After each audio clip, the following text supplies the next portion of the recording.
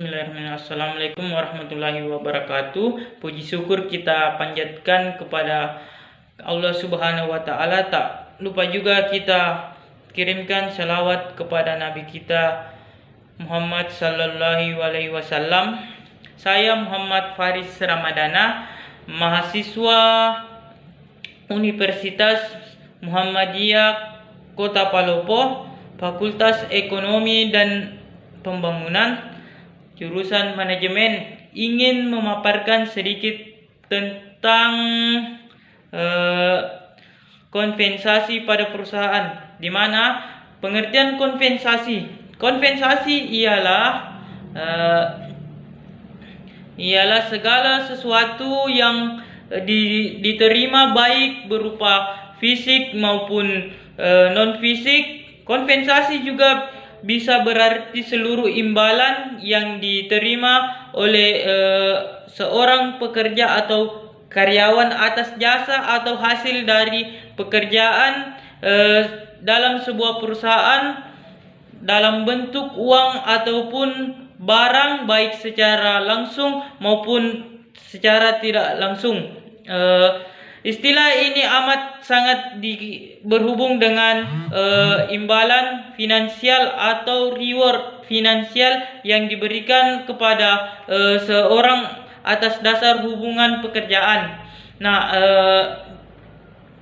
adanya kompensasi yang diberikan oleh perusahaan kepada para pekerja atau karyawannya menimbulkan dampak positif bagi perusahaan maupun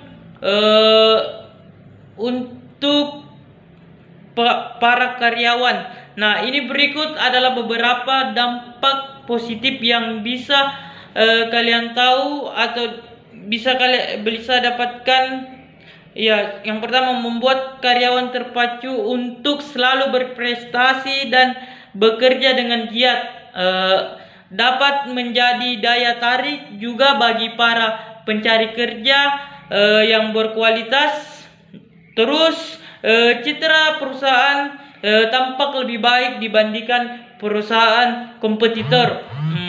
Perusahaan bisa mendapatkan pekerja yang berkualitas, memudahkan proses administrasi dan aspek hukum yang ada. Selain dampak-dampak positif yang bisa perusahaan dapatkan, tentu juga perusahaan memiliki tujuan dalam memberikan kompensasi kepada karyawan ataupun para pekerjanya. Yaitu yang pertama, mempertahankan prestasi yang sudah ada. Tujuan pertama ini adalah mempertahankan karyawan yang dianggap potensial atau berkualitas untuk bisa tetap bekerja. Dalam hal tersebut juga berguna untuk mencegah tingkat perputaran pekerja atau karyawan yang tinggi. Terus mendapatkan karyawan yang berkualitas. Salah satu cara agar sebuah perusahaan atau organisasi mendapatkan karyawan atau calon pelamar yang berkualitas adalah dengan memberikan tingkat kompensasi yang cukup kompetitif dibandingkan dengan perusahaan atau organisasi lainnya. Terus menjamin adanya keadilan dalam perusahaan. Tujuan lainnya adalah menjamin terpenuhnya keadilan dalam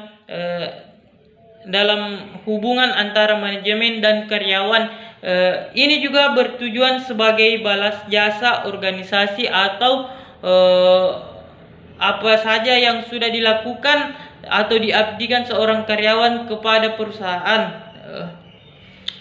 Jadi keadilan dalam memberikan upah, bonus, insentif dan dalam perusahaan dan mutlak dipertimbangkan oleh perusahaan. Terus mengefisienkan biaya. Tujuan yang satu ini dimaksud jika sebuah perusahaan merencanakan atau mengadakan program kompensasi yang rasional, maka akan membuat perusahaan atau organisasi mendapat dan mempertahankan sumber daya manusia pada tingkat biaya yang layak dengan upah, insentif, bonus yang kompetitif. Perusahaan akan memperoleh keseimbangan dari etos kerja karyawan. Terus memenuhi administrasi legalitas. Dalam administrasi kompensasi yang seharusnya ada di setiap perusahaan, juga terdapat ada batasan legalitas yang diatur pemerintah dalam undang-undang. Jadi pengadaan administrasi ini dalam sebuah perusahaan juga bertujuan untuk memenuhi administrasi legalitas.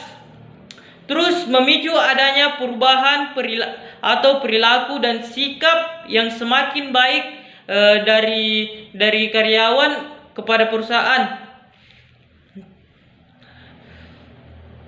Terus tujuan adanya kompensasi yang layak dan adil kepada karyawan adalah karyawan dapat memenuhi sikap dan perilaku yang baik dan dapat menguntungkan serta mempengaruhi produktivitas kerja yang baik dan kesetiaan serta pengalaman dan tanggung jawab dalam melakukan pekerjaannya. Terus efektif. Terus ada jenis-jenis kompensasi, yaitu kompensasi secara tidak langsung atau kompensasi secara langsung. Yang pertama itu kompensasi secara langsung atau kompensasi yang segala macam imbalan yang berwujud uang seperti gaji atau macam-macam tunjangan, THR, insentif dan komisi lainnya serta bonus. Terus ada juga yang namanya kompensasi secara tidak langsung, di mana kompensasi secara tidak langsung ini secara tidak langsung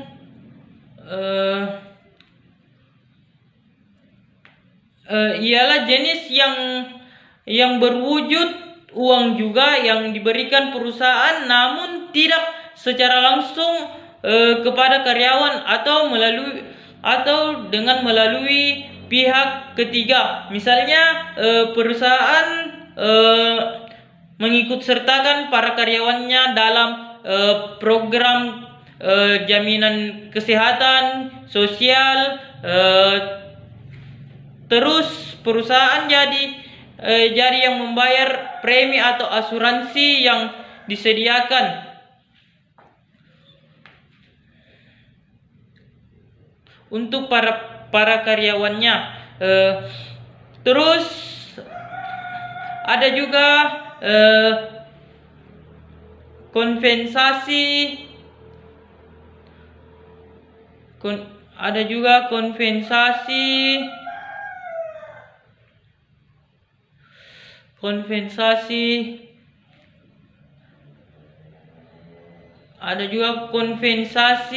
non finansial, kompensasi non finansial ini tidak berwujudkan uang, melainkan kompensasi yang dapat bernilai positif dan berharga untuk karyawan. Misalnya perusahaan menyediakan pelatihan kecakapan karyawan, lingkungan kerja yang nyaman, memiliki supervisi yang profesional dan kompeten, tim kerja yang solid, serta suportif dan didukung dengan jenjang karir yang banyak dan cuti yang lumayan banyak. Ini diberikan kepada karyawan yang memiliki prestasi. Selain itu, nama besar perusahaan juga dapat menjadi kompensasi non finansial bagi karyawan. Hal itu karena reputasi perusahaan dapat meningkat dan kredibilitas individual itu sendiri. Secara itulah tadi sedikit penjelasan tentang kompensasi yang perlu Anda ketahui. Sekian dan terima kasih. Kurang lebihnya saya mohon maaf. Wabillahi taufiq wal hidayah. Wassalamualaikum warahmatullahi wabarakatuh.